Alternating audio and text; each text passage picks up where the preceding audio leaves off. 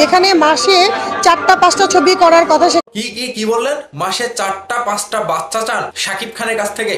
আমার বিশ্বাস এই চিত্রনায়িকা রত্না নির্ঘাত পাগল হয়ে গিয়েছে। আমরা শাকিব খানকে এখন যেভাবে দেখি আমরা সেটাও আশা করিনি। তিনি যেটা বলছে যে যেখানে মাসে 4টা-5টা সিনেমা শাকিব খানের কাছ থেকে পাওয়া উচিত, সেখানে শাকিব খান বছরে 2টা সিনেমা দিচ্ছে। এখানে মাসে 4টা-5টা ছবি। ভাই রে ভাই, আমি রত্নার কথা শুনে মনে হচ্ছে আমার যে এটা মানে বাচ্চা পয়দার মতো। শাকিব খানের কাছ থেকে তিনি 4-5টা বাচ্চা চাচ্ছে প্রতি মাসে। আসলে বাচ্চার দিক থেকে চাইলেও তো সম্ভব না ভাই।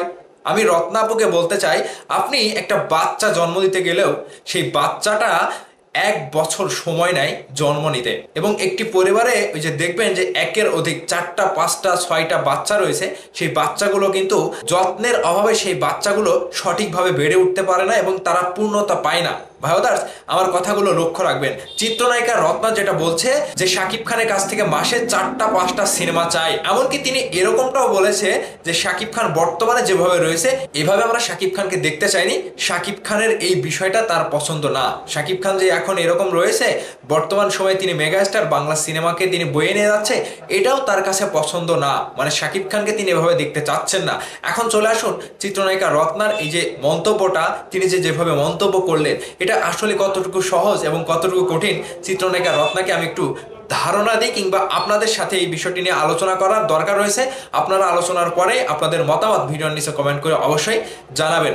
একজন রত্নাকে আমরা শাকিব খানের সাথে দেখেছিলাম সেই অনেক দিন আগে, আমার মনে নাই কবে দেখেছি মনে নাই, কিন্তু সেই রত্না কি ভুলে গেছে যে একটা কমার্শিয়াল সিনেমা তৈরি করতে হলে কত দিন সময় লাগে, কত বছর সময় লাগে। বর্তমান সময়ে একটি ফুলফিল কমার্শিয়াল সিনেমা অন্যান্য রাষ্ট্রের সিনেমার সাথে তাল মিলিয়ে যদি তৈরি করতে হয়, তাহলে একটি সিনেমা সম্পূর্ণ কাজ শুটিং থেকে শুরু করে সিনেমার এডিটিং, ডাবিং, কালার গ্রেডিং করা সব কিছু শেষ করতে প্রায় 1 থেকে 1.5 বছর সময় লাগা উচিত প্রত্যেকটা সিনেমায়। সেই জায়গা থেকে মেগাস্টার শাকিব খানের যে কয়টি সিনেমা আমরা পাচ্ছি, বেশ ঈদের আগে 2-3 মাস শুটিং করার পরে কিন্তু সেই সিনেমাগুলো আমরা পাচ্ছি, যেখানে পরিচালক প্রযোজকরা হিমশিম খাচ্ছে, শাকিব খান নায়ক তিনি নিজেও হিমশিম খাচ্ছে সেই সিনেমাগুলো উপহার দিতে এবং সঠিকভাবে মান নিয়ন্ত্রণ করে সেই সিনেমাগুলো বাজারজাত করতে কিংবা মার্কেটিং ধরতে। আর সেখানে চিত্রনায়িকা রত্না এসে বলে দিচ্ছে যে আমরা প্রতি মাসে শাকিব খানের কাছ থেকে 4 থেকে 5টা সিনেমা চাই। এটা কি সম্ভব? এটা কি শাকিব খান বাচ্চার মতো দিবে যে প্রতি মাসে 4টা-5টা বাচ্চা দিয়ে দিলাম? চিত্রনায়িকা রত্নার কথা শুনে এরকমই আমার মনে হচ্ছে যে তিনি শাকিব খানের কাছ থেকে বাচ্চার মতো চাইছে যে 4টা-5টা বাচ্চা দেন। আপনারা কি সম্ভব করতে পারবেন? একটা মহিলা মানুষ কি তিনি বছরে 4টা-5টা বাচ্চা উপহার দিতে পারে? সেটাও পারে না। তাহলে সিনেমা তো উপহার দেওয়া আরো কঠিন। আর শাকিব খান বর্তমান সময়ে যে পজিশনে রয়েছে, যে বাংলাদেশের সিনেমা ইন্ডাস্ট্রিকে বিশ্বের সাথে তাল মিলিয়ে নিজে এগিয়ে নিয়ে যাচ্ছে, এটাও রত্নার পছন্দ না। তাহলে আপনার পছন্দ কি? আপনার পছন্দটা কি একটু বলবেন? আপনার কথা শুনে মনে হচ্ছে আপনি নির্ঘাত পাগল হয়ে গেছেন। আপনি একজন চলচ্চিত্রের মানুষ হিসেবে আপনার এতটুকু ধ্যান ধারণা কিংবা এতটুকু জ্ঞান সম্পন্ন মানুষ হওয়া উচিত ছিল, এবং কথাগুলো বলার আগে ভেবেচিন্তে বলা উচিত ছিল যে বাংলাদেশের ইন্ডাস্ট্রি মেগাস্টার শাকিব খান সুন্দরভাবে এগিয়ে নিয়ে যাচ্ছে, তিনি যেটা করছে তার থেকে আরও কিছু পাওয়া আমাদের দরকার, এবং তিনি ধীরে ধীরে বাংলা সিনেমা ইন্ডাস্ট্রিকে বিশ্বের দরবারে নিয়ে যাচ্ছে। তিনি নিজেকে আরও নতুনভাবে আমাদের মাঝে উপহার দিক নতুন নতুন সিনেমা দিয়ে।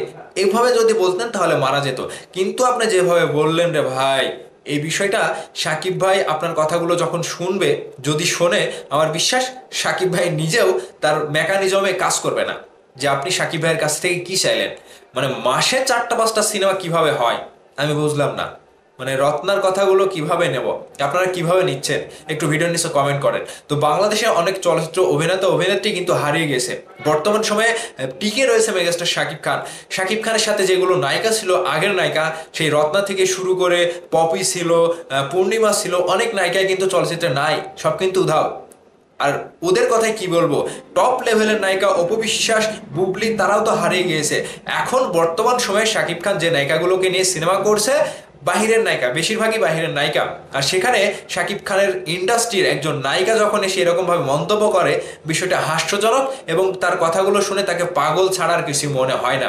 তো ভাবা দাস, চিত্রনায়িকা রত্নার কথাগুলো শুনে আপনাদের কাছে কি মনে হয়েছে মন থেকে কমেন্ট করবেন। মন থেকে কমেন্ট করে আপনাদের মনের মতামত জানাবেন। ভালো থাকবেন, ধন্যবাদ সম্পূর্ণ ভিডিওটি দেখার জন্য।